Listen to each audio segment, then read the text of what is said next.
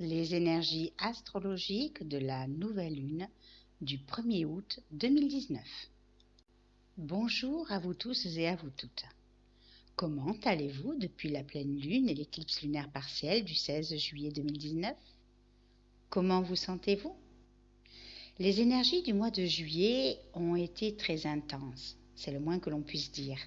Elles ont pour la plupart entraîné de fortes émotions, des changements de vie, des transformations, des libérations, des prises de conscience, mais aussi des tensions et des conflits car, pour pouvoir lâcher le passé et les habitudes, il faut souvent se confronter aux résistances, quelles qu'elles soient. La lourdeur de ce que certains peuvent vivre est à l'image de cette lourdeur caniculaire. Difficile de respirer et de se sentir bien, encore plus dans des ambiances qui ne nous ressemblent plus. Comme expliqué sur la vidéo de la rétrogradation de Chiron, que vous retrouverez en lien en dessous de cette vidéo pour ceux qui ne l'ont pas vue, nous vivons des confrontations karmiques et transgénérationnelles, avec le nœud sud conjoint à Saturne et à Pluton, qui viennent toucher notre blessure existentielle du droit à l'existence et à la légitimité avec la rétrogradation de Chiron en Bélier, afin que nous puissions reconnecter à notre guérisseur intérieur et nous libérer de cette blessure intérieure qui s'exprime bien souvent extérieurement dans nos vies personnelles et relationnelles. Il est donc temps de vraiment écouter cette blessure qui nous fait tant souffrir et de nous prendre en main. La plupart d'entre nous ne savent pas du tout quoi faire de leur vie. Beaucoup se cherchent, beaucoup ont pris conscience qu'ils devaient changer de travail, de relation, de ville, de comportement, car la conjonction nœud sud Saturne-Pluton nous oblige en quelque sorte à modifier, changer ou restructurer nos édifices personnels, professionnels, amoureux ou familiaux, sans savoir réellement où ces intentions de changement nous mèneront. Beaucoup se sentent perdus, d'autres en revanche ont une petite idée et s'activent ou pas à les manifester. Ceux qui se retrouvent dans le flou cherchent à l'extérieur la raison de leur incarnation ou la suite logique de ce qu'ils pourraient incarner dans leur profession ou leur vie personnelle. Ils se sentent mus par une énergie de transformation et d'évolution. Ils sentent bien qu'ils doivent passer à autre chose, mais font du surplace parce que, comme ils disent, ils ne savent pas du tout quoi faire de leur vie. Ils font alors marcher leur mental à fond, petit vélo qui tourne en boucle, croyant que la solution va bien finir par émerger à un moment donné ou à un autre. Ils se concentrent, se forcent, cherchent des idées à droite et à gauche, chez les uns et chez les autres, se prennent la tête et prennent certainement aussi la tête à leur entourage, en étant grincheux, exécrables, colères, irritables. Ils tournent en rond et vivent un vrai calvaire. La plupart ne se rendent même pas compte que la solution à leurs problèmes n'est pas dans leur tête ou leur mental, mais dans leur cœur, avec lequel ils ne sont plus connectés depuis un sacré bout de temps et avec lesquels la communication n'existe presque plus. À ceux qui se cherchent et qui ont toute leur conscience au niveau de leur mental, apprenez un petit peu tous les jours à vous intérioriser et à faire descendre cette conscience au niveau de votre cœur. Reconnectez-vous à vos passions, à ce qui fait vibrer votre être, à ce que vous aimez faire ou être. Reconnectez-vous à votre joie, à votre enthousiasme, pour trouver ce qui anime réellement votre âme. Plus vous vous ouvrirez votre cœur à l'amour de vous-même, à l'amour de qui vous êtes, plus vous vous sentirez guidé vers l'expression de votre authenticité, car lorsque tout en vous est aligné, et conforme à qui vous êtes vraiment, arrive alors un temps où vous projetez à l'extérieur ce que vous vivez à l'intérieur. Vous affirmez qui vous êtes dans votre individualité, vous affirmez enfin votre place dans ce monde. Et toutes les énergies sont là pour que chacun et chacune prenne conscience qu'il est temps de se libérer de ce qui ne leur appartient plus et cherchent enfin à l'intérieur d'eux-mêmes le véritable sens à leur propre expression. Ainsi, pour cette nouvelle lune du 1er août 2019, le couple Soleil-Lune transite dans le premier décan du signe des Lions.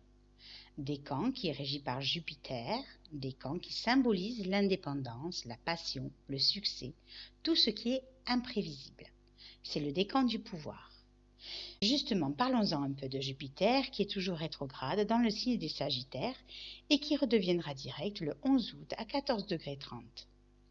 Vous vous êtes bien rendu compte que depuis le 10 avril 2019, jour où Jupiter a amorcé sa rétrogradation, la plupart d'entre vous avaient dû vous intérioriser sur vos valeurs sociales, sur vos ambitions et vos envies d'expansion, sur votre expérience professionnelle, sur vos intentions, sur votre position et votre rang social, pour savoir s'il y avait des choses à changer, à réévaluer, à conserver ou à transformer, redéfinir vos objectifs ou vos idéaux à ce niveau-là. Rappelez-vous, il vous a été posé la question pendant toute sa rétrogradation de quel sens vous alliez pouvoir bien donner à ce que vous étiez en train de faire ou de vivre. Si cela correspondait bien à vos attentes intérieures ou si vous agissiez encore dans l'optique de faire taire vos peurs. À partir du 11 août, lorsque Jupiter deviendra direct, nous pourrons soit être satisfaits de ce que nous avons mis en lumière et en place, et ok, tout baigne et on continue comme ça, soit amorcer les changements dans les domaines où Jupiter rétrogradait dans chaque thème, mettant en lumière des pans de nos vies qu'il nous fallait certainement modifier, changer, ajuster ou corriger en reprenant sa marche directe, pour être au plus près de celui ou de celle que l'on est vraiment. Car après tout, n'est-ce pas le rôle de Jupiter en transit dans le signe des Sagittaires de nous aider à trouver un sens à notre vie, en nous permettant d'expanser nos consciences à la réalité concrète de nos vies spirituelles pour trouver enfin une voie plus conforme à notre authenticité. D'autre part, mais nous en parlerons lors de la pleine lune du 15 août 2019, Uranus amorce lui aussi sa rétrogradation ce 11 août. Donc, énergétiquement, quelque chose se libère d'un côté avec Jupiter qui devient direct,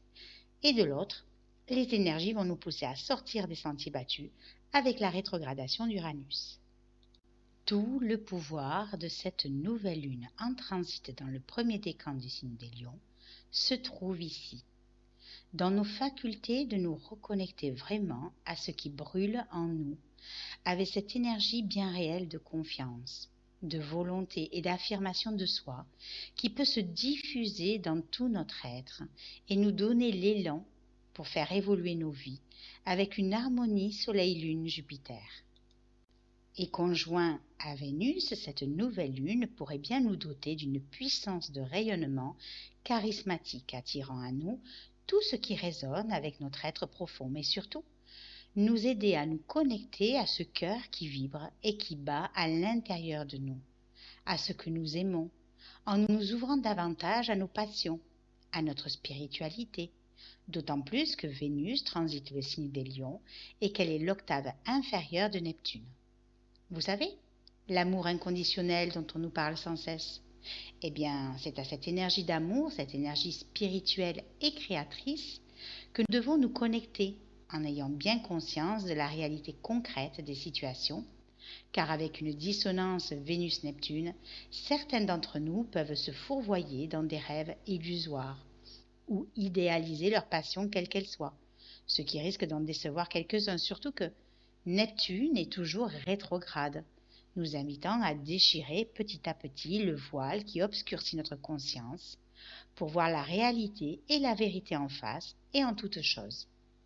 Ainsi, nous devons faire attention de ne pas nous emballer, de ne pas nous laisser envahir par la passion, par nos intentions ou nos idéaux, car il se peut que nous nous embrasions comme un feu de paille, que cela soit en amour ou vis-à-vis de nos créations, et que l'on mette un terme à certaines de nos relations amoureuses, de couple, ou à certaines de nos réalisations ou créations, sans trop y réfléchir de façon parfois peu orthodoxe. Mus par une sorte de passion enivrante et voulant nous libérer de ce qui ne nous correspond plus,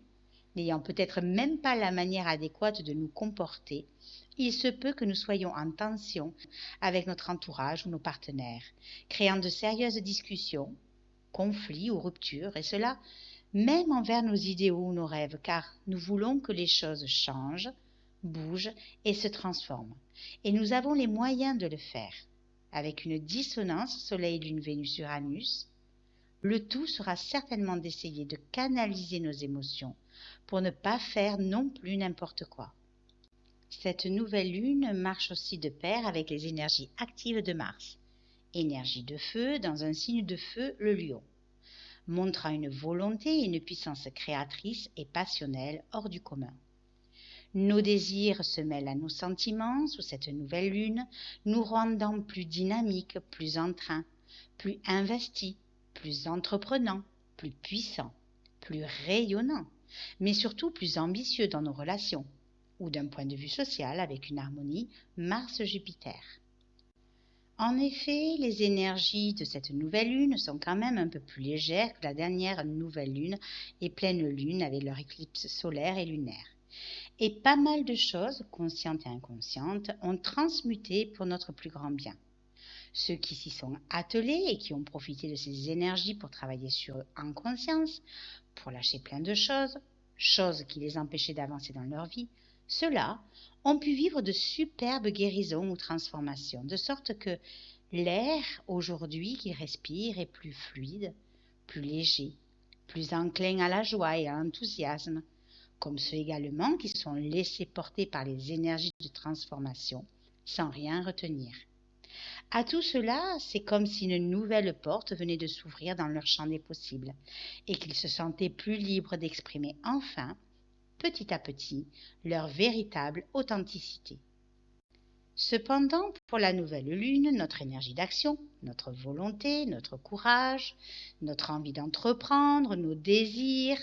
se trouvent au quinconce de Neptune du 27 juillet au 3 août et de Pluton du 31 juillet au 8 août, nous invitant à modifier, rectifier ou transformer certains comportements inadéquats et obsolètes, comme ne pas nous emballer ou nous illusionner plus que de raison sur nos diverses entreprises, mais garder un pied bien à terre pour ancrer notre énergie de feu qui a tendance à s'enflammer et qui pourrait, si elle n'était pas canalisée, devenir assez destructrice pour certains. Car pour pouvoir utiliser ces énergies de façon appropriée et constructive, il va nous falloir changer certaines choses en nous si nous voulons nous ouvrir à notre créativité spirituelle et à son pouvoir de renaissance et de régénération. Il ne faut pas oublier que le nœud nord, le chemin vers lequel nous devons tous aller cette année, se trouve en Cancer. Et qu'en Cancer, il nous faut retrouver la tendresse, l'amour des nôtres, miser plus sur les liens familiaux ou ceux que l'on considère comme faisant partie de nos vies, mais sans nous enchaîner. Bien au contraire, en apprenant à être autonome et indépendant affectivement et relationnellement, sans oublier de travailler sur cette blessure de l'abandon que nombre d'entre nous ressentons par moments dans certaines parties de nos vies. Il s'agit d'ouvrir notre cœur pour recevoir l'inspiration et l'amour qu'on est en droit de recevoir. Et conjoint à Mercure, qui est encore rétrograde jusqu'au 1er août, et qui revient en marche directe presque une demi-heure après que la nouvelle lune se soit formée, ce nœud nord nous montre bien, puisque Mercure est l'octave inférieure d'Uranus, qu'en se laissant traverser par les idées novatrices, originales, intuitives, à portée humaine et spirituelle, avec une harmonie Mercure-Neptune, nous serons à même de nous reconnecter à notre cœur spirituel, à notre évolution, afin de pouvoir toucher intuitivement à ce vers quoi nous devons tendre. Car finalement, et c'est ce que je dis depuis le début de cette vidéo, c'est par le cœur, la reconnexion à notre cœur spirituel que nous pourrons véritablement nous trouver ce pourquoi nous sommes faits, ou ce vers quoi nous devons tendre, en lâchant prise sur les structures qui ne nous correspondent plus, et en mourant à tout ce que nous ne sommes plus, avec la dissonance Mercure-Saturne-Pluton. Et cela peut véritablement bouger pour ceux qui se laissent traverser par ce besoin de se reconnecter à soi, à leur cœur et à leur spiritualité véritable, lâchant un mental trop étriqué et enfermé, car Mercure en Cancer a besoin d'ouvrir les vannes et de se reconnecter à l'amour, à la matrice, à une communication beaucoup plus intuitive qu'intellectuelle. C'est ce que les énergies depuis un bon moment essayent, par les expériences que nous vivons, de faire en sorte que nous nous reconnections de plus en plus à notre spiritualité, à notre âme, à notre conscience pour aller vers notre devenir, vers ce qui nous ressemble enfin, afin que nous puissions enfin oser vivre nos rêves, avec les sextiles de Neptune à Saturne et à Pluton. Nous vivons donc des énergies beaucoup plus légères qui vont nous permettre de réajuster tout ce que nous vivons et qui vont nous permettre, si nous nous en donnons les moyens, d'ouvrir notre cœur pour nous reconnecter à la partie de nous qui sait tout de nous, qui sait ce pourquoi nous sommes faits. Je vous souhaite à tous et à toutes une superbe nouvelle lune du 1er août, dans l'ouverture de qui vous êtes à plus de spiritualité et d'amour de soi. Je souhaite également de très bonnes vacances aux Haussiens de la première quinzaine d'août et une très bonne reprise pour les autres. Et puis, si vous avez des questions sur ce que vous vivez, n'hésitez pas à aller sur Astrologie 65 pour une étude personnalisée ou pour une consultation téléphonique ou à me contacter par mail à ressourcea@gmail.com. Je vous invite également à liker ma vidéo si vous avez aimé ainsi qu'à la partager autour de vous. Vous pouvez aussi vous abonner à la chaîne YouTube pour être prévenu dès qu'une vidéo sera en ligne. N'hésitez pas non plus à vous abonner à la page Facebook Ressourcea Astrologie 65 car je mets régulièrement des petits articles énergétiques et astrologiques sur ce que nous vivons et sur les transits planétaires. Vous trouverez de toute façon tous les liens en dessous de la vidéo. Merci pour votre intérêt pour mes capsules astrologiques et à bientôt!